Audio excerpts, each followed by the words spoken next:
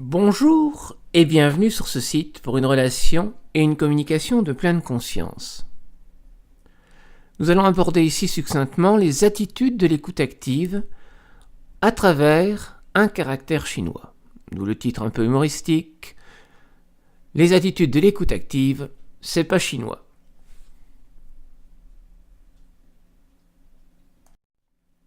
Alors, là je fais allusion à la vidéo que je vous ai invité à regarder précédemment, avec ce papa très centré sur sa pensée, qui n'entend pas la demande de sa fille, le désir de sa fille, et peut-être les besoins de sa fille là derrière. Le désir de sa fille, c'est faire de la danse, et le père, lui, croyant bien faire, veut qu'elle fasse d'autres choses, qu'elle étudie d'autres trucs. Et c'est là qu'on voit que tout est affaire de perception. Perception du papa d'un côté, perception de la fille de l'autre. En fait, nous sommes tous égocentrés. Chacun reste fixé naturellement à son point de vue. Le dessin humoristique sur la droite l'illustre bien. Deux naufragés. L'un, dans l'image, celui qui est sur l'île, dit, en voyant au loin la chaloupe, « Un bateau !»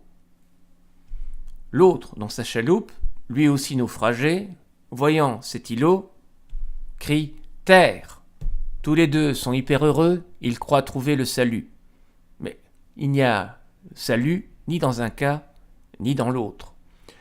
Leur perception est trop restreinte, un peu comme sur cette image du port et de son panorama, où on ne voit que la tour, alors qu'il faudrait regarder tout le contexte qu'il y a autour.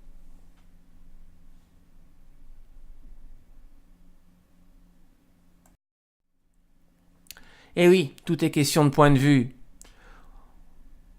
On peut être deux à avoir raison ou tort pour la même chose.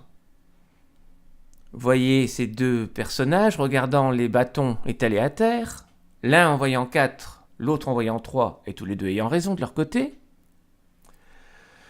Et ces perceptions bizarroïdes, où suivant l'endroit où on regarde, on a une chèvre ou un phoque, un éléphant ou un cygne, une girafe ou un pingouin. Tout est question de point de vue.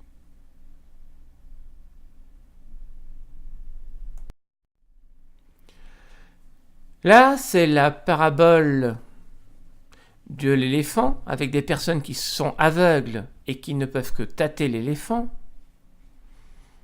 Ben voilà, il y en a un qui tout au début dit c'est une épée, en touchant les défenses. Il y en a un qui touchant la trompe dit c'est un serpent. Il y en a un qui dit c'est un mur en touchant les flancs. Il y en a qui dit c'est un arbre en touchant les pattes, etc., etc., etc. Lorsqu'on est égocentré, donc, on se trompe souvent, comme dirait l'éléphant. Je vous rappelle que tout est question de cadre. C'est la fameuse histoire des 4 traits sans lever le crayon pour joindre tous les 9 points. Et sa réponse qui suit, il fallait élargir le cadre.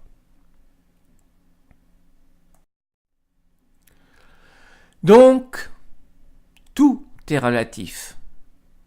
Tout est affaire de point de vue, tout est affaire de cadre, tout est relatif. En tant que personne qui écoute, il est donc important que je ne reste pas centré dans ma perception. C'est une question d'attitude.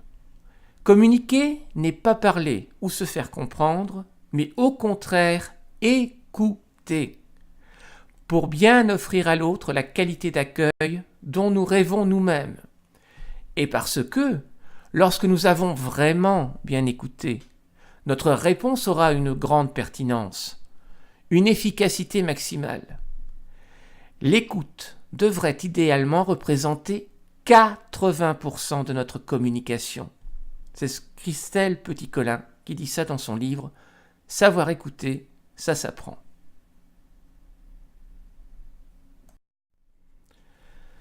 Krishnamurti ne disait pas autre chose. Voilà ce qu'il déclare à des élèves en train de suivre un de ses cours. Pourquoi êtes-vous là à m'écouter ? Vous êtes-vous déjà demandé pourquoi au juste vous écoutez les gens ? Et que signifie écouter quelqu'un ? Vous êtes tous assis là face à quelqu'un qui parle. Écoutez-vous pour être conforté dans vos opinions ? Pour avoir confirmation de votre pensée ? Ou écoutez-vous dans le but de découvrir ? Voyez-vous la différence ? Écouter pour découvrir a un tout autre sens qu'écouter simplement pour avoir la confirmation de ce que l'on pense déjà. Si vous êtes ici simplement en quête de confirmation, d'encouragement à suivre votre ligne de pensée, votre écoute n'a guère de valeur. Mais si vous écoutez pour aller à la découverte, alors votre esprit est libre, sans obligation. Il est vif, acéré, vivant, curieux, interrogatif, donc capable de découverte. Il est donc capital d'examiner pourquoi vous écoutez et ce que vous écoutez. Ne croyez-vous pas ?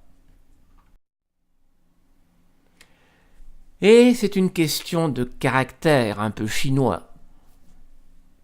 Cet idéogramme chinois, qui représente écouter, si on le décompose, va bien résumer ce qu'est l'attitude d'écoute. Il y a les oreilles pour entendre, les yeux pour voir, le cœur pour ressentir et l'esprit pour penser.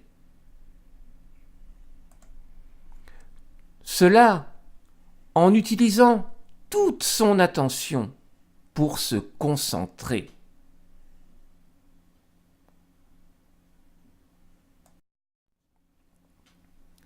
Si j'y mêle l'histoire des cerveaux, nous verrons que le cœur, pour ressentir, est affaire de cerveau limbique, c'est l'empathie, puisqu'il faut qu'il y recule en même temps. Et donc, c'est le cerveau limbique en association harmonieuse avec le lobe préfrontal.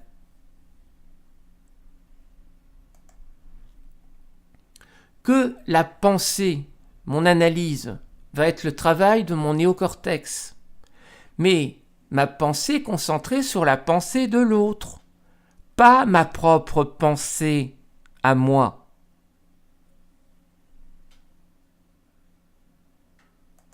Et la concentration sera un effort à fournir au départ du lobe préfrontal.